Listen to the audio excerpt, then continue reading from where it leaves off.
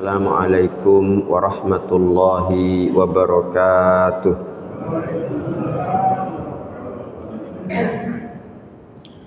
Alhamdulillahi rabbil alamin, wal aqibatu lil muttaqin, wala udwana illa 'alal zalimin. Ashhadu an la ilaha illallah wahdahu la syarikalah, wa ashhadu anna Muhammadan abduhu wa rasuluhu an-nabiyyul amin. Allahumma salli wa sallim wa barik ala nabiyyina Muhammadin wa ala alihi wa ashabihi ajma'in, amma ba'd. Subhanaka la ilma lana illa ma 'allamtana innaka antal alimul hakim. Allahumma anfa'na bima 'allamtana wa 'allimna ma yanfa'una warzuqna ilman yanfa'una. Allahumma la sahla illa ma ja'altahu sahla wa anta taj'alul hazna idza syi'ta sahla faj'al lana ya rabbana kulla syai'in sahlan muyassara. Allahumma inna na'udzu bika min ilmin la yanfa' wa min qalbin la yakhsha' wa min nafsin la tashba' wa min da'watin la yustajabu laha. Rabbi shrah li sadri wa yassir li amri wahlul 'uqdatam min lisani yafqahu qawli. Allahumma inna na'udzu bika min an nadhilla aw nudalla aw nazilla aw nuzalla aw nadlima aw nudlama aw najhala aw yujhala alaina. Amin. Bapak-bapak, ibu-ibu dan saudara sekalian yang diberkahi Allah Ta'ala, alhamdulillah pagi hari ini Allah Ta'ala kembali mengumpulkan kita bersama-sama di masjid ini. Bapak Ibu, kita sholat subuh berjamaah nih. Semoga Allah Ta'ala menerima ibadah sholat subuh kita, yang kemudian kita lanjutkan dengan kajian ilmu. Mudah-mudahan nanti kita mendapatkan ilmu yang barokah dan manfaat. Thalabul ilmi ini adalah perkara yang kata Nabi sangat memasukkan hamba ke dalam surga. Bapak Ibu, kita thalabul ilmi, terus nanti kita tutup dengan sholat syuruk 2 rakaat ya. Mudah-mudahan yang kita lakukan bersama ini dicatat Allah Ta'ala sebagai amal soleh yang nanti memberatkan timbangan kita semua. Mudah-mudahan dicatat Allah Ta'ala sebagai amal soleh yang menjadi sumber datangnya rahmat Allah, barokah, ridha dan ampunannya buat kita semua. Dan kita bertawasul kepada Allah dengan amal soleh ini. Mudah-mudahan kelak Allah Ta'ala mengumpulkan kita bersama-sama dalam surga Firdaus yang paling tinggi, tanpa azab, tanpa hisab, sebagaimana pagi hari ini kita berkumpul di Masjid Gunung Sari ini. Amin. Nggih, Bapak Ibu sekalian yang dirahmati Allah Ta'ala, kita terakhir itu membahas tentang dalil-dalil yang menunjukkan kewajiban memberi nafkah kepada anak.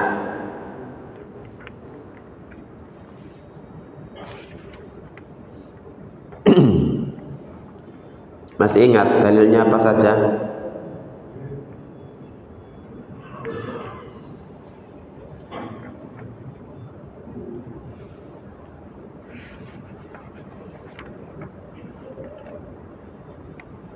Nggih, silakan dibuka halaman 181.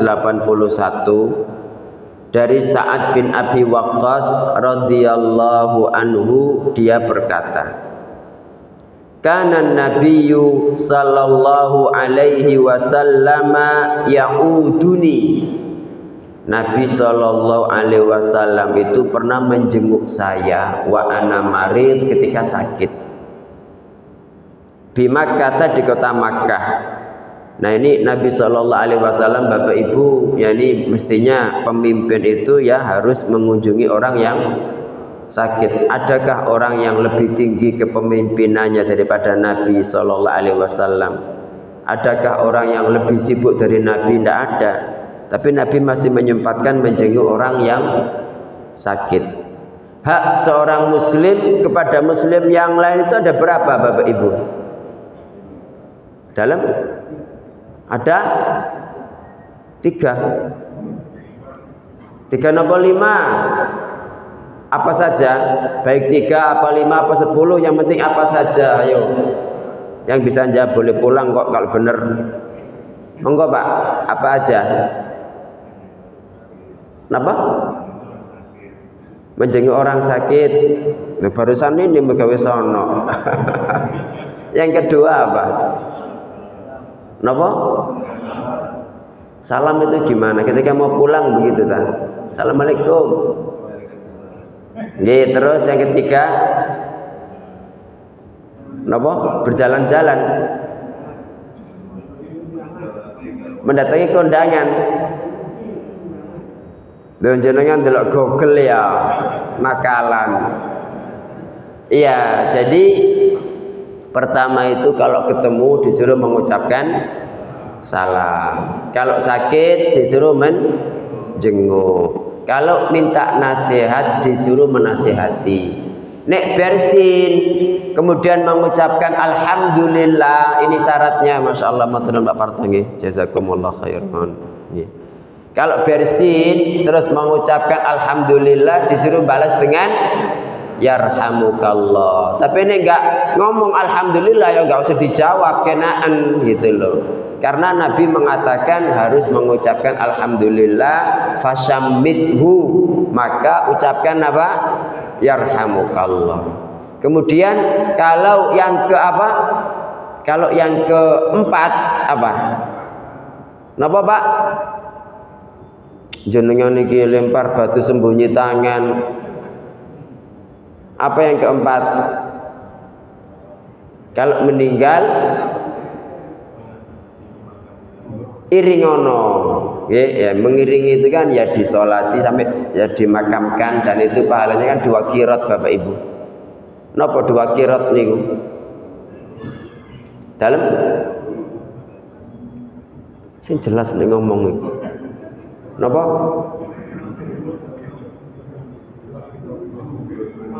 Oh nggih.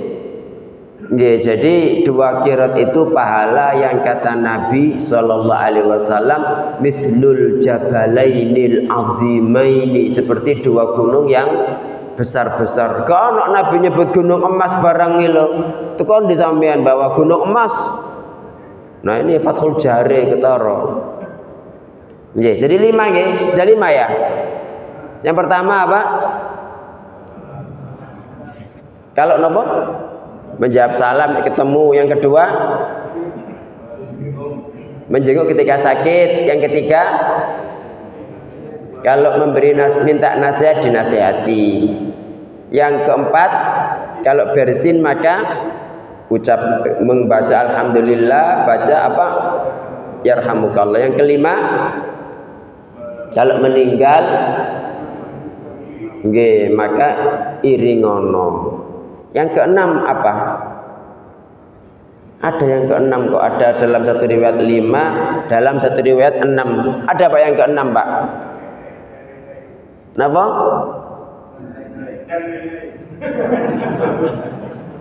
Ini ki mentala tadi tinggal ngopi wae kok. Nggih, jadi hak muslim atas muslim yang lain itu ada 5, dalam riwayat lain ada 6. Nggih. Cuma yang 6 ini saya masih lupa Bapak Ibu. Dalam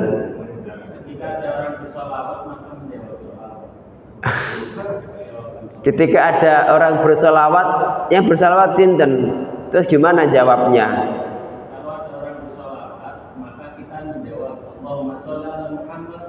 Oh, enggak.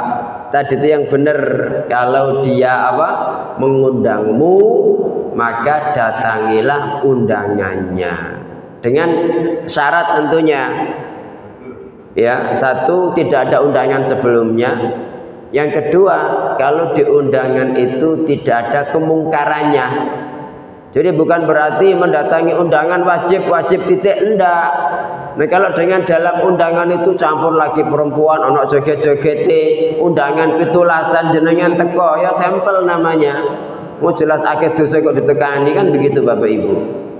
Halo. Nggih. Tapi di sini meskipun pitulasan insyaallah itikaf semua nggih. Halo. Nggih. Jadi ini saat bin Abi Waqqas sakit Bapak Ibu, kemudian Nabi sallallahu alaihi wasallam menjenguk.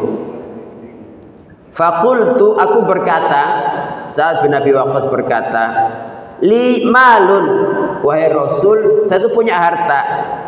Usi bimali kullihi, boleh tidak aku berwasiat, mewasiatkan semua hartaku itu. Tak wasiat nois pokoknya gitu. Bapak Ibu, wasiat itu boleh satu kepada selain ahli waris ya, kalau berupa harta. Yang kedua maksimal berapa? Sepertiga. Nggih. Ya, ini pelajarannya bahwa orang Islam itu nek gak ngerti tako'o.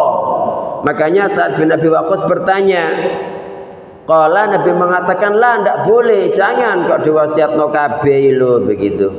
Aku bertanya lagi, asyatra, kalau begitu boleh ndak saya mewasiatkan separuhnya? Kata Nabi, lah jangan. Aku bertanya lagi, fathulus, kalau sepertiga Nabi boleh ndak?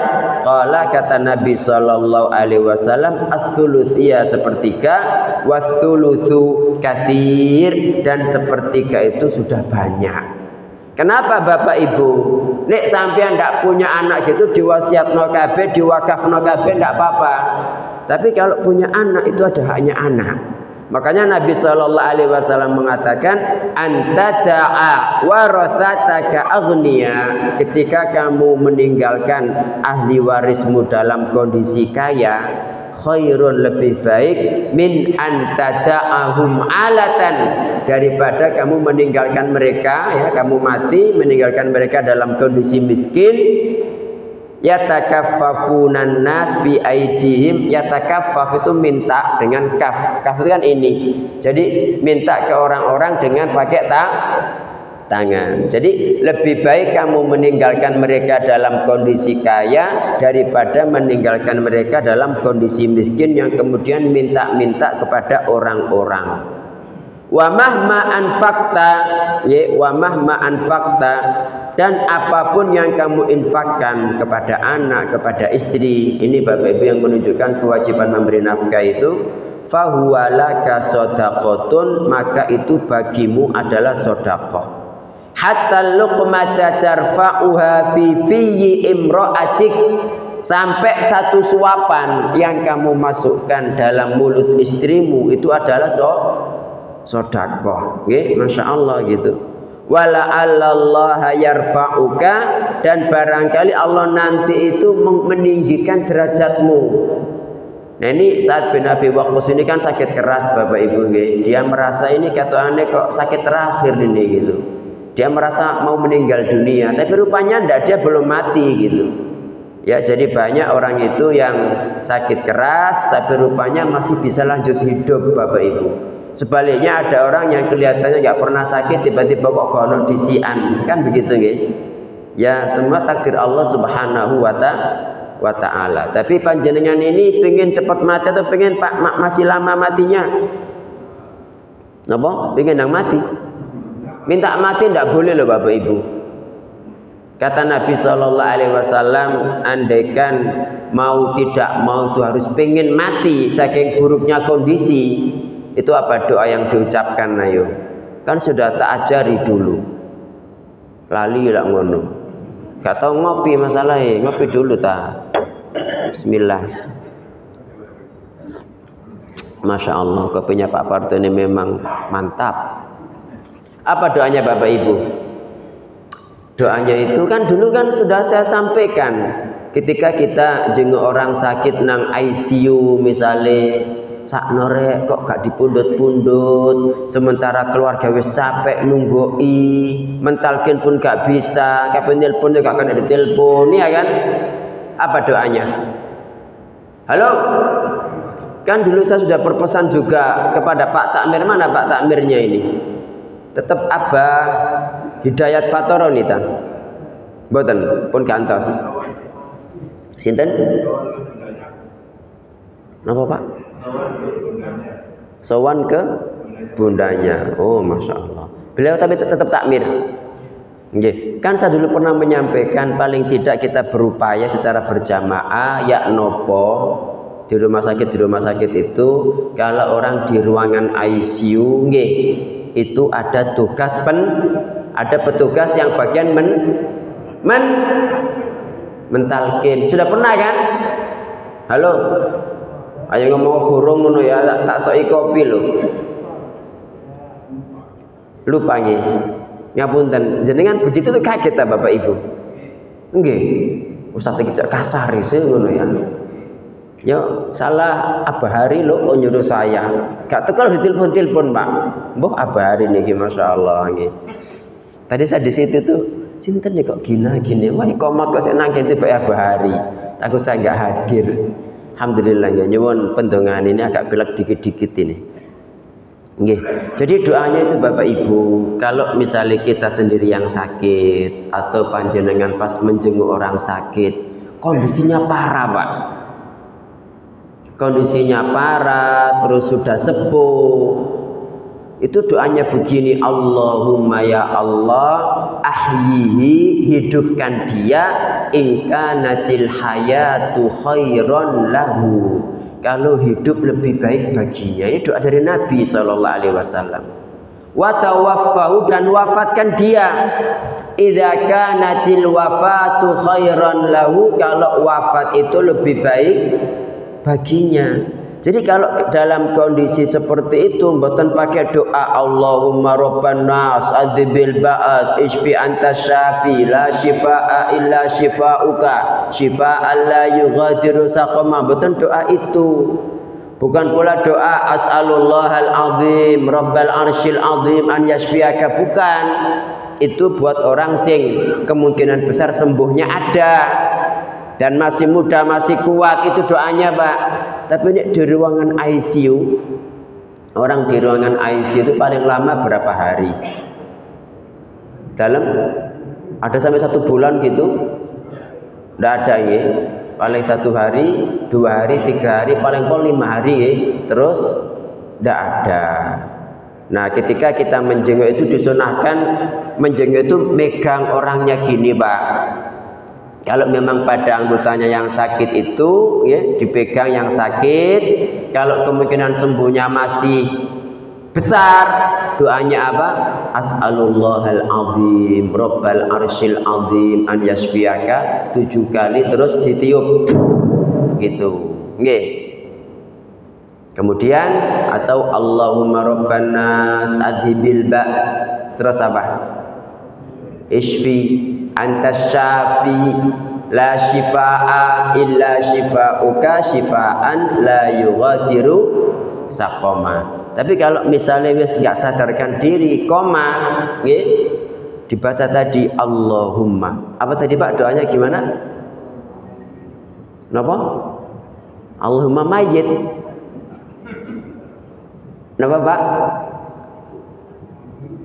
Allahumma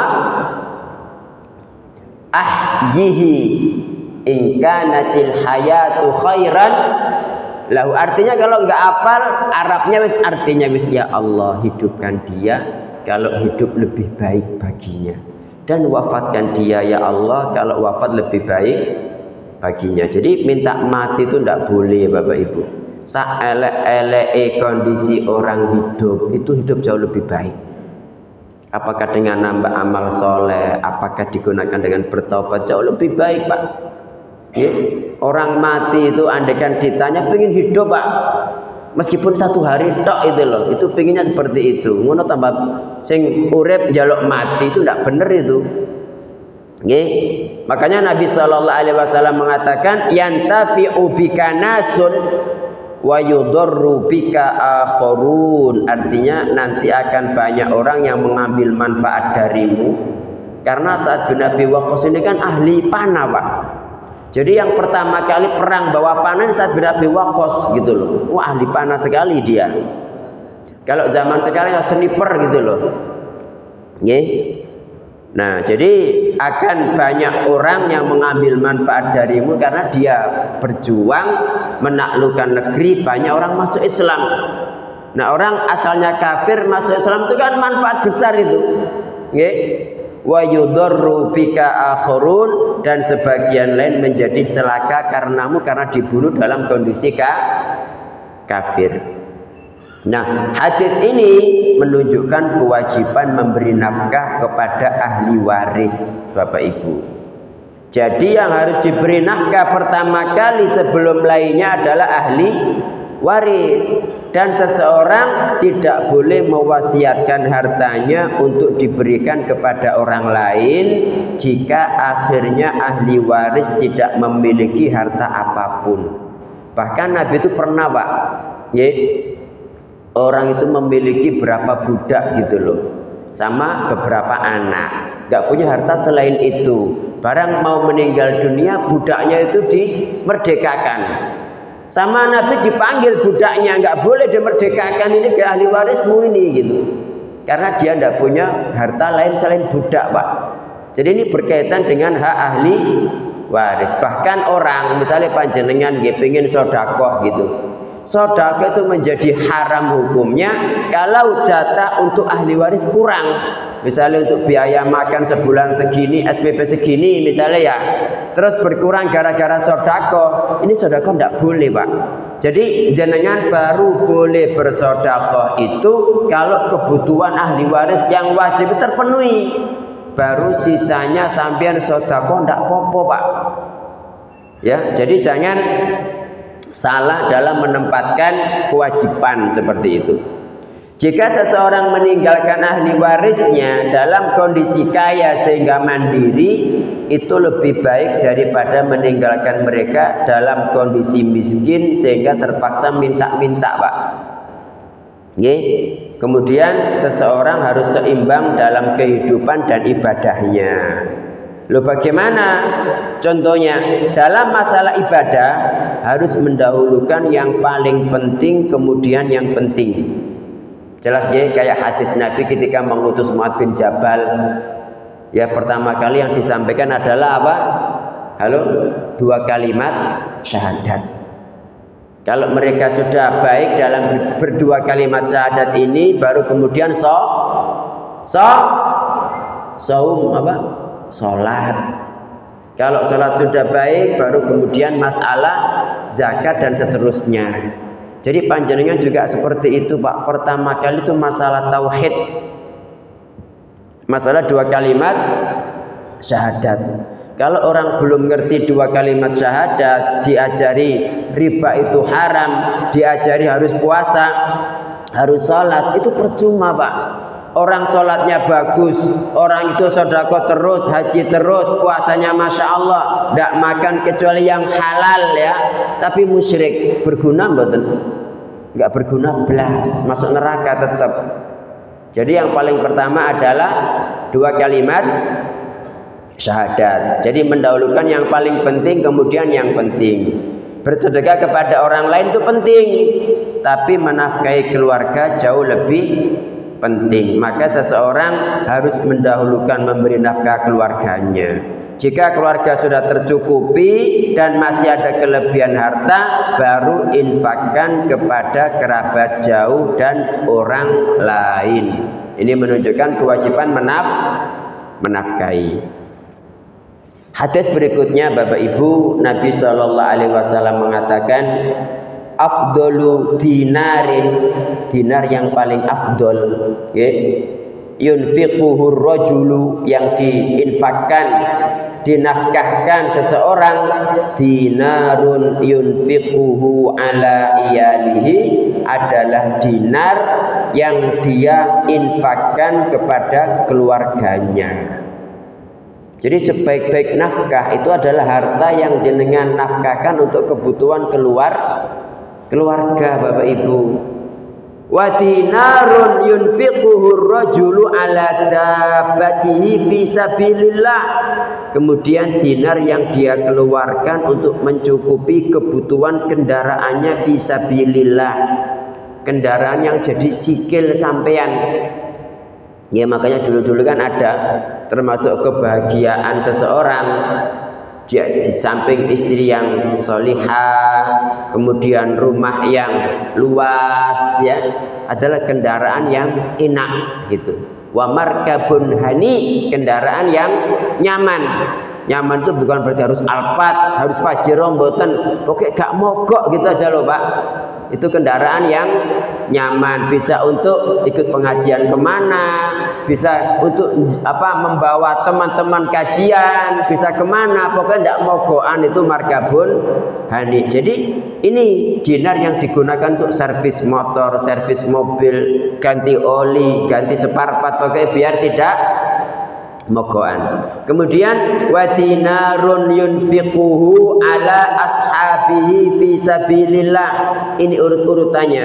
Kemudian dinar yang dia keluarkan untuk mencukupi sahabat-sahabatnya fi sabilillah. Siapa sahabat-sahabatnya? Yang mungkin ono konco masjid, pas ada kebutuhan kok misalnya kontrakan wis entek gitu misalnya, ayolah urunan kita jamaah masjid piye bantu ini biar bisa bayar kontrakan. Atau misalnya anaknya sakit gak ada biaya, begitu Bapak Ibu.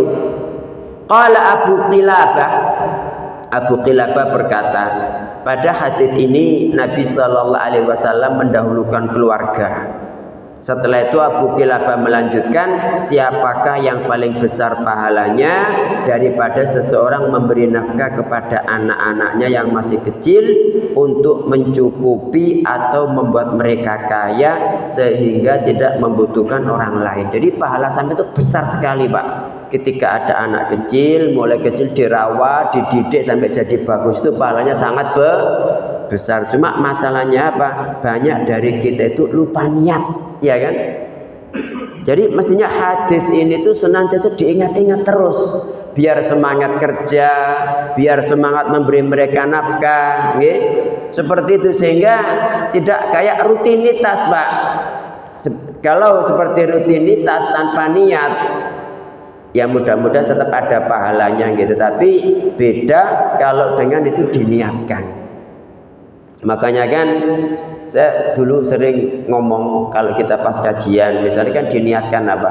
Di samping diniatkan thalabul ilmi, diniatkan apa juga silaturahim, diniatkan iktikaf, diniatkan kumpul orang-orang soleh, diniatkan apa? Menghabiskan umur kita dalam ketaatan.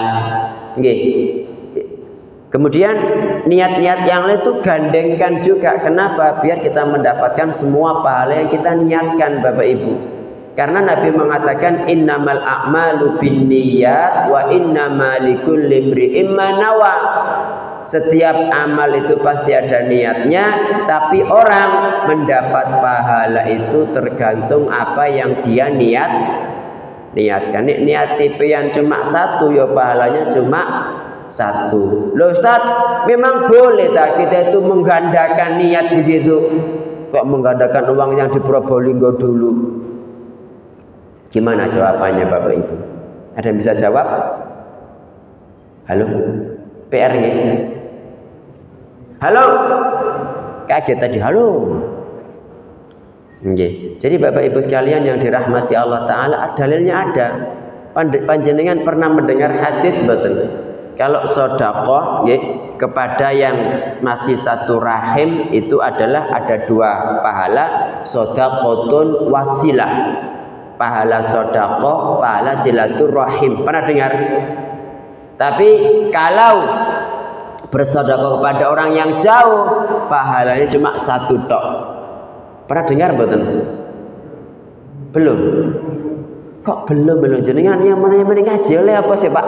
Turu wae paling ya. Yaitu jadi ada hadisnya Bapak Ibu bahwa Nabi itu mengatakan kalau bersedekah kepada paman dewe, ponaan dewe, misanan dewe yang masih ada hubungan rahim, itu pahalanya dua. Di samping pahala sedekah juga pahala silaturahim. Tapi kalau ke orang yang jauh, panti asuhan mana, ndak sanak, ndak kadang, ndak kenal, pahala nih cuma satu. Itu dalil pertama. Dalil kedua, Nabi mengatakan ada 3 orang yang mereka itu dibalasi Allah pahala 2 kali. Di antaranya itu saya lupa yang ketiga ini Pak, adalah orang yang dia itu punya budak. Budak itu dididik dengan bagus, diajari agama sing apik, baru kemudian dinikahi, itu pahalanya 2. Ya. Kemudian pernah enggak jenengan mendengar hadis Nabi Sulaiman yang mengatakan malam ini aku akan menggauli 100 wanita? Pernah dengar gini? Terus pernah dengar apa sih Pak jenengan niki? Bismillah, ngopi dulu. Masya Allah. Oke, jadi ini 3 hadis menjadi dalil bahwa kita boleh menggandakan niat. Ngapunten, dalam berhubungan suami istri itu kan niatnya bukan sekedar jima tok kan. Makanya Ibnul Qayyim dalam kitab Tuhfatul Maudud bi Ahkamil Maulud, Bapak Ibu, itu beliau itu membuat satu bab istihbabu tolabil walad, bab anjuran untuk mencari anak. Jadi bukan sekedar berhubungan suami istri.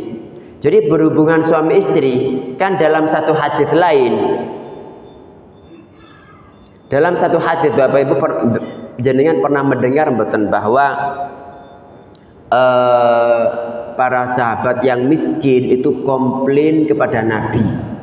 Mereka Nabi itu perawi hadis mengatakan bahwa mereka itu datang kepada Nabi kemudian mengatakan, ya Rasulullah, dhahaba ahlud dusuri bil ujur. Wahai Nabi, orang-orang kaya itu sudah borong semua pahala. Loh kok bisa borong semua pahala? Yusalluna kama nusalli, ketika kita sholat mereka sholat. Wa yasumuna kama nasum, ketika kita puasa mereka juga berpuasa. Wa yatasaddaquna bi fuduli amwalihim, hanya saja ini mereka bisa bersedekah dengan kelebihan harta mereka yang kita tidak mampu bersedekah. Terus Nabi bersabda begini, awalaisallah qad ja'ala lakum ma tasaddaqun, bukankah Allah itu sudah menjadikan bagi kalian sesuatu untuk disedekahkan? Bagi kalian pada setiap ucapan subhanallah adalah sedekah, ucapan alhamdulillah adalah sedekah, satu takbir adalah sedekah, satu tahlil la ilaha illallah adalah sedekah. Dan ketika amar ma'ruf itu sedekah, nahi mungkar juga sedekah. Terus Nabi mengatakan, dan pada satu anggota kalian itu juga sedekah, kemaluan maksudnya. Kemudian para sahabat bertanya, ya Rasulullah, wahai Rasulullah, ayati ahaduna syahwatahu, mana bisa, kok bisa-bisanya seseorang dari kita itu melampiaskan syahwatnya kok kemudian mendapatkan pahala? Pernah dengarkan hadis ini kan?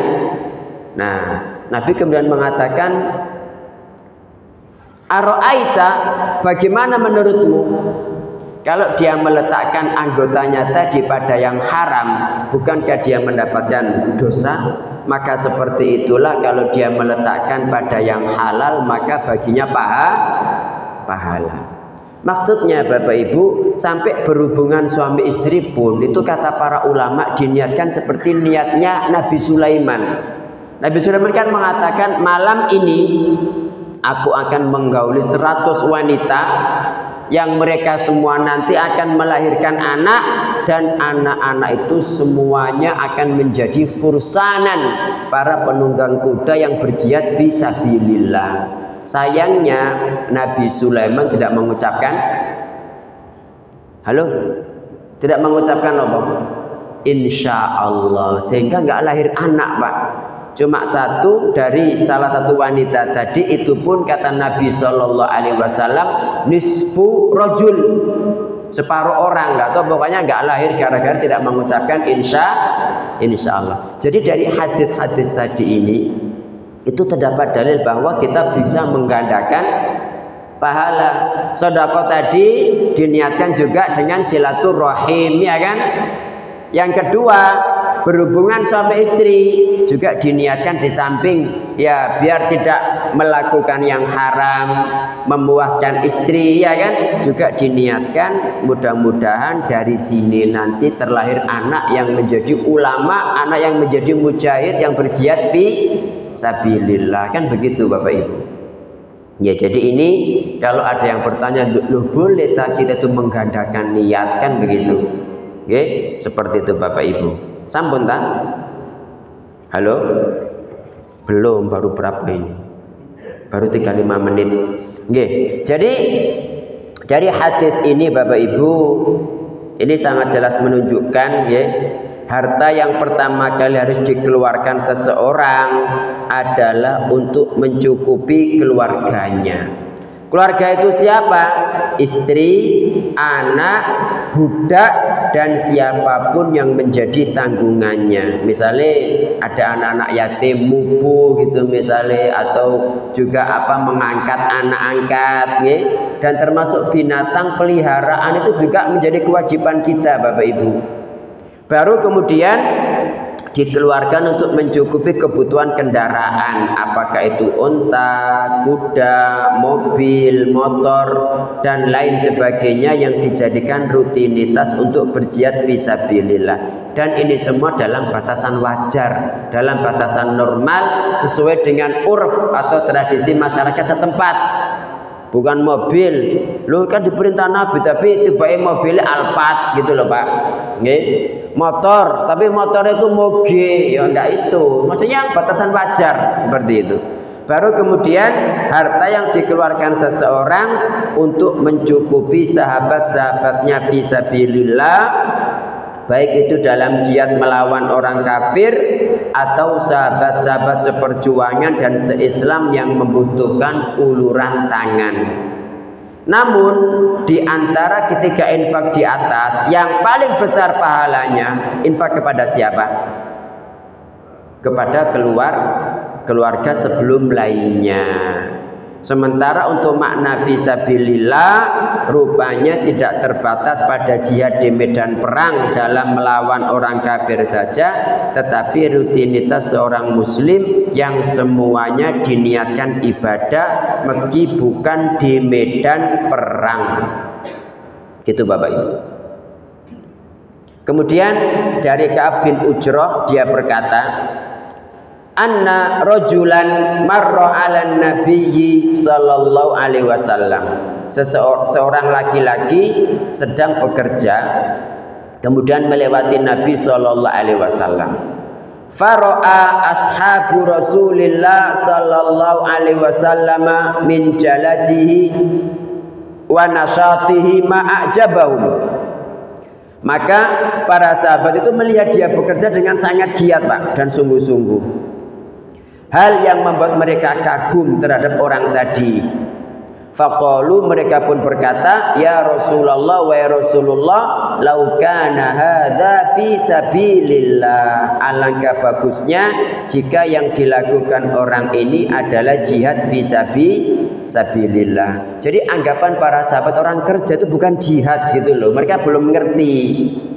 Faqala Rasulullah sallallahu alaihi wasallam, maka Rasulullah sallallahu alaihi wasallam bersabda, in kana yas'a ala waladihi sigharan fahuwa fi sabilillah. Jika orang ini bekerja untuk mencukupi anak-anaknya yang masih kecil, maka dia berjihad fi sabilillah. Jadi ini Bapak Ibu, ketika panjenengan keluar bekerja, niatkan ini. Diingat-ingat, Masya Allah, dalam Islam. Jadi bukan sekedar rutinitas. Ini kita tidak ingat, kita tidak pernah ngaji kan, kayaknya wis biasalah kita kerja, pulang, berangkat, oleh duit ya kan. Harus diingat. Jadi Nabi mengatakan kalau orang ini bekerja karena untuk mencukupi anak-anaknya yang kecil itu fisabilillah gitu loh. Wa in kana kharaja yas'a, kalau dia keluar rumah bekerja itu untuk mencukupi ala abawaini, dua orang tua, syaikhaini kabiraini yang sudah sepuh, fa fisabilillah, maka itu juga jihad fi sabilillah. Wa in kana kharaja yas'a ala nafsihi, kalau misalnya dia keluar kerja untuk mencukupi dirinya, liya'iffaha, biar gak minta-minta kepada orang lain, fa fi sabilillah, maka itu juga jihad fi sabilillah. Wa in kana kharaja yas'a ala ahlihi, kalau dia keluar bekerja itu untuk mencukupi apa? Ini dalam artian bekerja yang halal Bapak Ibu nggih. Bukan keluar tapi nyolong, ya beda lagi. Kalau dia keluar bekerja untuk mencukupi istrinya, maka itu juga jihad fi sabilillah. Baru kemudian Nabi mengatakan, tapi jika dia keluar bekerja untuk menyombongkan diri, ya, untuk memperbanyak harta sudah banyak biar tambah banyak, ya, bukan untuk yang tadi disebutkan, fa fi sabilis syaiton, maka itu adalah berada dalam jalan setan. Kalau berada dalam jalan setan Bapak Ibu, berarti berangkat sampai mulai itu dosa semua, gitu loh. Tapi kalau panjenengan untuk yang sebelum-sebelumnya, mulai berangkat sampai pulang capek, semuanya adalah jihad fi sabilillah. Dan hadis-hadis seperti ini mesti kita ingat-ingat terus sehingga semangat ibadah, Pak. Nggih, sehingga semangat ibadah. Nah, komentarnya dari semua hadis di atas, kita mendapati bahwa sunnah Nabi Shallallahu Alaihi Wasallam sama persis dengan Al-Quran dalam hal mewajibkan memberi nafkah kepada keluarga.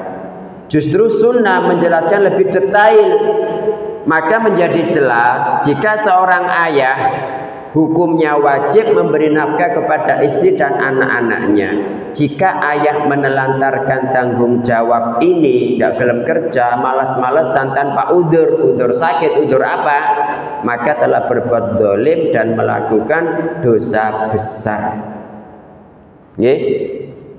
Makanya Ibnul Munzir itu menegaskan Bapak Ibu bahwa ulama itu berijma, ya, bersepakat. Dia mengatakan seluruh ulama yang kami kenal sepakat bahwa setiap lelaki wajib memberi nafkah anak-anaknya yang masih kecil jika mereka tidak mempunyai harta. Dan ini perlu diketahui ya, semampunya, ya, karena kondisi masing-masing orang kan beda Bapak Ibu. Ada orang bekerja jualan kayu bakar kan beda, bekerja dengan orang jualan rumah, jualan mobil, hasilnya loh, ya, jangan disamakan. Masing-masing memang wajib memberikan nafkah, tapi nafkah itu sekadar kemampuan masing-masing. Orang sing keuntungannya 1 juta, jangan disamakan dengan orang yang keuntungannya 500 juta misalnya. Gitu istri tidak mau tahu, loh iku loh nggak kayak bojone sakmene. Nah, bojomu kerjane apa dhisik? Nah, itu juga harus diperhatikan gitu. Putra seseorang merupakan bagian dirinya. Putra adalah bagian dari orang tuanya, orang tua adalah asal, dan anak adalah bagian dari asal. Sebagaimana seseorang wajib menafkahi dirinya sendiri dan istrinya, maka wajib baginya menafkahi sebagian dirinya dan asal dirinya. Sebagian diri berarti anak, asal dirinya berarti siapa? Orang tua. Insya Allah begitu. Ada yang ditanyakan Bapak Ibu? Halo?